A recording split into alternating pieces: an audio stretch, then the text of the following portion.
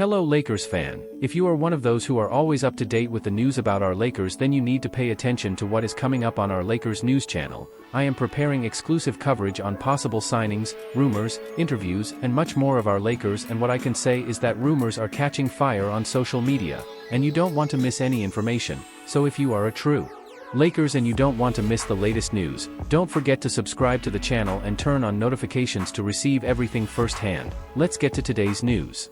LeBron James reflects on Lakers' loss to Nuggets and errors that cost them. LeBron James, Anthony Davis, and the rest of the Los Angeles Lakers have now had some time to step back after their first-round playoff loss to the Denver Nuggets. It was the second consecutive year that the Lakers fell to the Nuggets, and there's clearly some frustration lingering. The Lakers led at halftime in all 5 games of the series and had several opportunities to steal games in Denver but ended up losing. LeBron was exceptional throughout the series, but after some time to reflect, he couldn't help but think about where the Lakers fell short. In the latest episode of his Mind the Game podcast with Redick, LeBron spoke about the series with the Nuggets as a whole, lamenting the mistakes the Lakers made but ultimately admitting that the better team won. Where am I emotionally right now? I don't know, to be honest. I have no idea where I am emotionally right now. Obviously, facing the reigning champions in the first round is always going to be a tough challenge. We knew that going into it. But damn, we had so many opportunities, man. And losing in 5, 2 of them being Jamal Murray's winners and his greatness, but we had so many opportunities.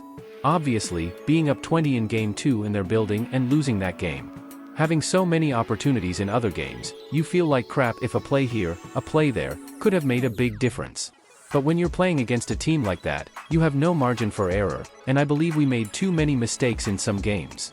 I've seen some crazy stats about the minutes we were leading in the series compared to the losses in the series. But we both know that's a bit of fool's gold because most playoff games come down to 1 or 2, 3 or 4 possessions, and if you're not able to capitalize on those possessions or make plays during those possessions, that's how you lose games. Emotionally, I feel like we were there, obviously in every game, to be able to steal one. But also, at the same time, we weren't, and that's why we lost the series. Damn, it hurts, obviously. Being the competitor that I am, the competitor that you are, you've been in several series in your career as well. But, man, I feel like a few plays here, a few plays there, we could have won the series. But the better team won for sure. Give credit where credit is due. It's hard to argue against LeBron's points. The Lakers had numerous chances in different games to come out on top but always fell short when it mattered most. As is the case with most competitors like James, the focus afterward is always on what could have happened, especially when each game was so closely contested. Ultimately, there's nothing LeBron or the Lakers can do about it now except use the offseason to improve and prepare to defeat the Nuggets and all other NBA players next year. Draymond Green uncertain if LeBron James will return to Lakers next season. Of course, this assumes that LeBron James will return to the Lakers next year, which is not a guarantee.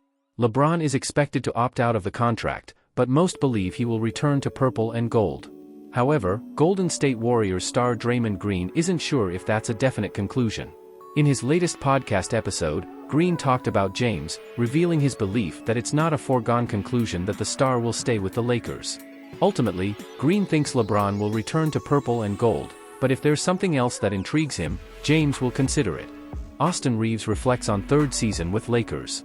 Austin Reaves has been living the dream throughout his NBA career so far with the Los Angeles Lakers, going from an undrafted rookie to a household name with his own exclusive sneakers.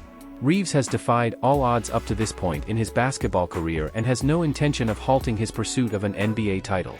Unfortunately, the 2023-24 NBA season didn't end the way Reaves or the Lakers wanted, with the team being eliminated in the first round of the NBA playoffs by the defending NBA champions, the Denver Nuggets, who also defeated them in the postseason last year.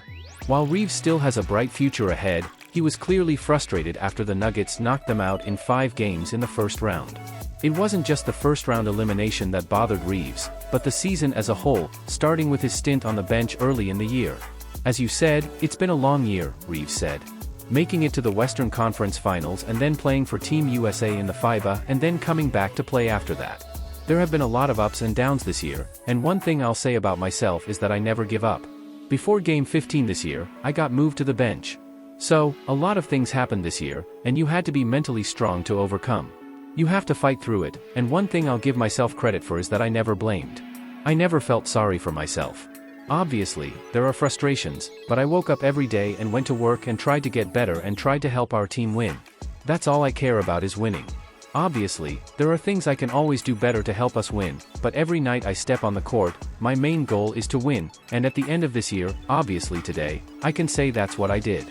With the Lakers seemingly set on pursuing Trae Young or Donovan Mitchell in the trade market this summer, there's a chance Reaves may have played his last game as a Laker, as he will be the team's most attractive trade piece. That said, Reaves' frustrations may carry over into the offseason, with his future with the team uncertain, as he is almost certain to be constantly mentioned in trade rumors. Christian Wood loved first season with Lakers and vows to stay healthy. While he didn't change the game for the Lakers during his first season with the team, Christian Wood had some good moments last season playing for his hometown team. With Wood's season ending much earlier than anticipated due to injury, he promises to return healthy and seems determined to stay with the Lakers moving forward. Evaluating candidates for Lakers head coach, J.J. Redick. After reaching the Western Conference Finals in the 2023 NBA playoffs, former Los Angeles Lakers coach Darvin Ham was poised to capitalize on that momentum as the management rehired key members from that run and bolstered the lineup with viable players. However, Ham took a different approach and tinkered with his lineups to a point that caused some unrest and skepticism in the locker room. Things finally came to a head after the Lakers faced the Denver Nuggets in the first round of the 2024 NBA playoffs and lost in 5 games. Los Angeles wasted little time in parting ways with Ham and his coaching staff, setting up another crucial search for a head coach in this offseason. With Ham out of the picture, the Lakers have been linked to several veteran coaching options, but perhaps the most intriguing is J.J. Redick. Redick, who recently interviewed with the Charlotte Hornets for the head coaching vacancy, is a dark horse candidate for Los Angeles. The most probable reason for him being in the mix is his relationship with LeBron James, with whom he co-hosts the Mind the Game podcast.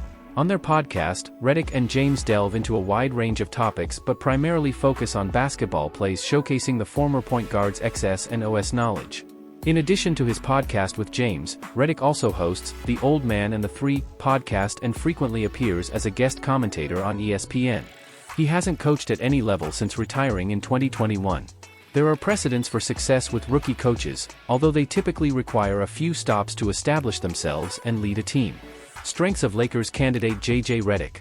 Redick's greatest strength lies in his intimate knowledge of locker room dynamics and his ability to relate to players. With 15 years of playing in the league, Redick understands what it means to be part of a team and how to navigate the dynamics between players and coaches. He also has a keen basketball mind, as evidenced by his podcast content, where he routinely dissects plays and offers suggestions on what teams can do. Most importantly, he has a close relationship with James, so there would obviously be buy-in from the team's biggest star if he were to land the job. Weaknesses of Lakers candidate J.J. Redick. The most glaring weakness in Redick's resume is his lack of coaching experience in the league. While Charlotte has shown interest in Redick, it's still risky to consider someone like him for a debut in Los Angeles due to the pressure and risks it entails. If the Lakers were to ultimately choose Redick, they would need to surround him with veteran coaches to assist him. Have you subscribed to our YouTube channel yet? It's the best way to watch player interviews, exclusive event coverage, participate in live shows, and much more.